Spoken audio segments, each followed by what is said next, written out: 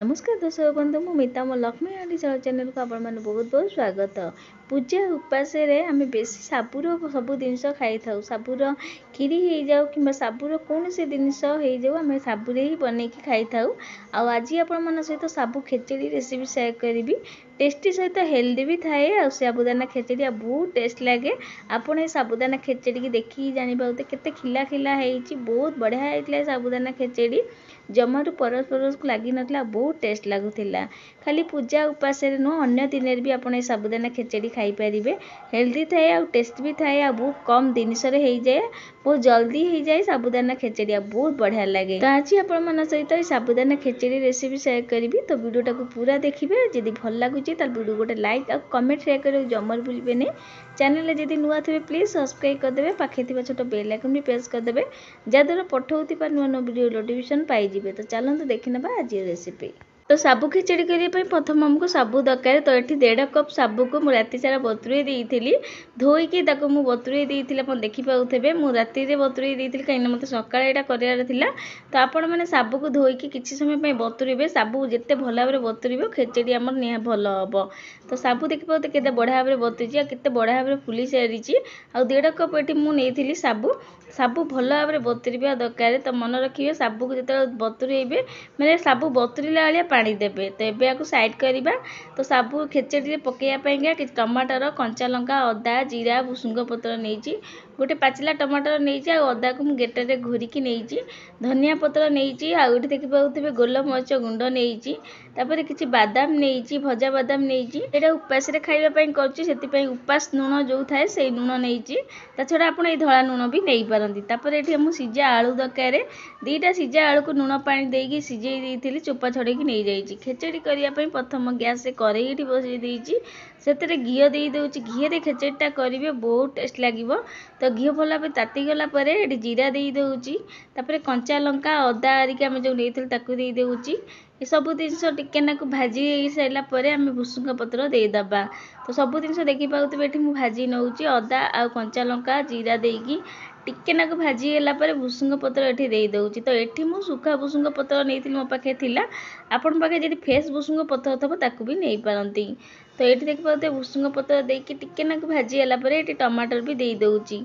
तो ये आप गोटे कथा कही रखुची मुझे आलू दबा कथा मुझे आलू दे नी से टमाटरटा देती आलूटा मुझे अलग भाजिकी नहीं। तो ये आप देखिए टमाटर किसी समय भाजीगला से भजा बादाम दे देती बादामटा मुझे भाजिकी चोपा छड़ेकी नहीं आउ टे टमाटर भी भाजी हो लो फ्लेम गुड़ाक टिके भाजीदबा भल भाव में टमाटर आ बादाम भी भल भाव में आउ टे भाजी हो टमाटर भी आम सीझीज। तो भल भाव में देखिपे मुझे भाजी नौची। तो ये आलू दबा कथा कि मुझे आलू दे नी आलूटा को मुझे अलग भाजिकी नहीं जदि आप आलू को अलग भाजिकी नौना आग आपण कंचा लंका अदा जीरा दे सारापर आलूटा को आप आग देदेवे। तो ये देखो मुझे आलू को भाजिकी नहीं एथे दबा कथा आलू मुझे दे नी अलग कि आलूटा को भाजिकी नहीं मन रखिए आलूटा को भाजवा द्वारा आलू भी टेस्ट लगे आम खेचड़ी। तो आलूटा को आप अलग भाजी पारे कि आग कम एथे भी भाजी पारती। तो ये आप देखिए आलू भजाटा को मुझे सारी आलू देकी किसी समय भाजी सारापर ए दूँगी स्वाद अनुसार लुण बतरे जो लुण खाती से लुण देती जगह आप धला लुण जो डेली व्यवहार करूँ से लुण भी दे पारती। तो आप देखिपे लुण देकी भल भाव में टिके भाजी नवा। तो आलूटा को मुझे भाजिकी नहीं आउ टे भी ये भाजी नौची। तो आप देखिपे यहाँ भल भाव में भाजी सारापर एम साबु देदेबा।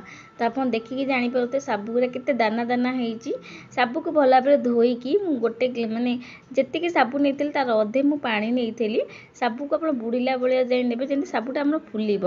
तो साबुटा मेन दरकार फुलवा दरकार भल भाव में बतुरवा दरकार। तो आप देखिपे सबूक साबु देकी भल भाव में हल्का हाथ मिसईदेबा। तापर ये 2 चामच भरिकी बादाम गुंड दे दूँगी भाजिला बेले बादाम नहीं आउ 2 चामच खंडे बादाम की भाजिकी गुंड करके नहीं तापर ये गोलमरीच हाफ चामच दे देती सब जिन देकी हल्का हाथ मिसईदेबा बादाम गुंड दबा द्वारा। तो खेचड़ीटा आम पूरा खिला खिला हम आ साबु जो परस परस को लगे जमारू लगे ना।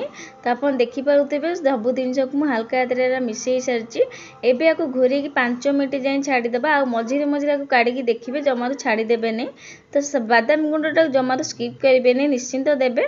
तो आप देखिपे 5 मिनट पर काढ़ी देखा आठ देखो केते बढ़िया भाव में यहाँ खिला खिला होती जमारू परस परस को लगिनी आ बहुत बढ़िया भाव में आम साबुटा ये सीझी सारी। जिते आम घोरेलु से आप बादाम गुंड गोलमरिच गुंड देदेले भल मिसई सारापर हाँ मैंने टिके ना पानी भी दे पारती मुझे टिके ना पानी भी देती आउ ये देखो कटा धनिया पत्र ये लास्ट को देदेजी आठ आम साबु खेचेटा रेडी हो सारी। आप देखिकी जापारे पूरा बढ़िया भाव में साबु भी आम सीझी। आ गोटे कथा मन रखा छाड़देवे ना जमारू मझे मझे काढ़ी टे देखिए लास्ट को मुझे चेनी धनिया पत्र ये देदेजी।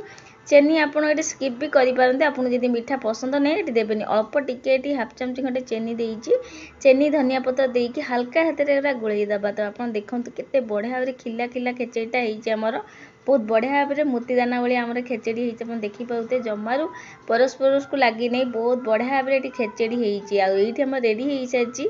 ये टेस्टी साबुदाना खेचेड़ी लास्ट को लेंबू रस दे दूची हाफ चामच खंडे गोटे लेंबू रस को चुपुड़ी तार रसटा ये दे दूची लेंबू रस देकी पुणी थे यहाँ भल भाव में मिसईदे आम रेडी हो सारी साबुदाना खेचेड़ी। लास्ट को लेंबू रसटा निश्चिंत देवे बहुत टेस्ट लगे। आठी मुझे टमाटरटा देती जदि आप टमाटर ओसारे जब यहाँ बतरे कर खाऊना बतरे जदि जड़े जड़े बतरे टमाटर खाते नहीं जदि आप खाऊना टमाटर को स्किप करपारती आठ आम रेडी होगा ये खिला खिला गरम गरम साबुदाना खेचेड़ी।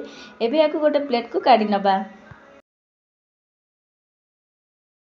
तो ये आम रेडी होगा टेस्टी हेल्दी साबुदाना खेचेड़ी। तो आप देखिकी जापारे केते सुंदर देखा जाऊँ खेचेड़ी पूरा खिला खिला होगी अच्छी देखिपे कौन सी साबु परस परस को लगिनी बहुत बढ़िया भाव में खेचेड़ी होती देखिपे। छोट छोट टिप दे आप मन रखिए तो आप साबुदाना खेचेड़ी पूरा खिला खिला हम। तो पूरा पाखक नहीं आप देखा आप देखिकी जापारे साबुदाना खेचेड़ी केते खिला खिला होती बहुत टेस्ट लगे साबुदाना खेचेड़ी चटपटा सहित राग भी थाए आ खटा मिठा भी थाए बहुत बढ़िया लगे। खाली पूजा ओषा बोते नुह आप अन्य दिन भी ये साबुदाना खेचेड़ी करके खाईपर सकाल ब्रेकफास्ट भी यहाँ खाईपर। तो चटपटा सहित राग भी थाए आ टेस्टी सहित हेल्दी थाए आ बहुत हेल्दी भी थाए साबुदाना खेचेड़ी बहुत बढ़िया लगे। तो बनातु आप प्रोसेस साबुदाना खेचेड़ीटा को आए तो नवरात्रि चलती निश्चिंत बनातु घरे आपण मानक साबुदाना खेचेड़ी केमी आपण मन केमती लगे मत कमेंट करिया जमार भूलें। आशा करुँचे आज रेसिपी आप निश्चिंत भल लगी आदि भल लगी तो वीडियो बहुत मजा सेयार करेंगे। तो आज रोचे जय जगन्नाथ पुणी आसबि आउ गोटे नुआ रेसिपी नहीं। धन्यवाद।